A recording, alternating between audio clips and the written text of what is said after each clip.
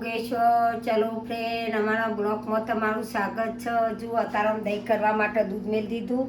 આ વળી મખણ બનાવ્યું હતું, તે ઘી બનાવી દીધું. લગી આટલું મખણ હતું તે પાણી ગરમ કર્યું, ચા બનાવ્યો અને હું રોટલો વઘાર્યો અને ચા રોટલોનો નાસ્તો કરી દઈએ અને પછી બપોરનું વિચારીશું. પછી રૂમો કરી આવીએ, નાહીએ ધોઈએ, દીવાબત્તી કરી અને બપોરનું જમવાનું બનાવીશું. આ જુવારનો અને આ બાજરીનો જુવારનો બધો લોટ ભેગો કરી, ઘઉંનો બધો લોટ ભેગો કરીશું. જો આ ઘઉંનો લોટ બધો ભેગો કરી ભેગરી એમ પછી રોટલી કરીએ છીએ. જો મમરા મોટું પેકેટ લઈ દઈએ એટલે ચાલો.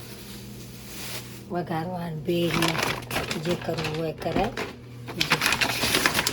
બાજરીનો લોટ છે એ બેકો, ત્યારબાદ ઘઉંનો લોટ છે ને આશીર્વાદ તે લઈ અને એ બધું ભેગું કરી બેવરી બકેટમાં આમાં નાખી અને બધા લોટ બાજરીનો જુવારનો બધા ભેવરી અને બકેટ ભરી કાઢીશું. એટલે એની રોટલી કરીએ છીએ અમે. એટલે ભારે એ ના ફરે અને ગેસે ના થાય, કે જાડું એ ના થઈ જવાય, કે કશું એ થવાય નહીં. જો આ પાવભાજીનું બધું કાપી અને આ મેલી સરબ્બા પાવભાજીનો વિચાર સાજા કરવાનું તે દહીં કરી દીધું, બધું કરી દીધું. જો કહેવાય તઈ માણસ, પણ આ વાહણોનો ઢગલો કર્યો હોય એ જુઓ. સન કશું ખાવાનું બનાવી નહીં, પાવભાજી બનાવીએ એમાં આટલો વાહન થયો છું.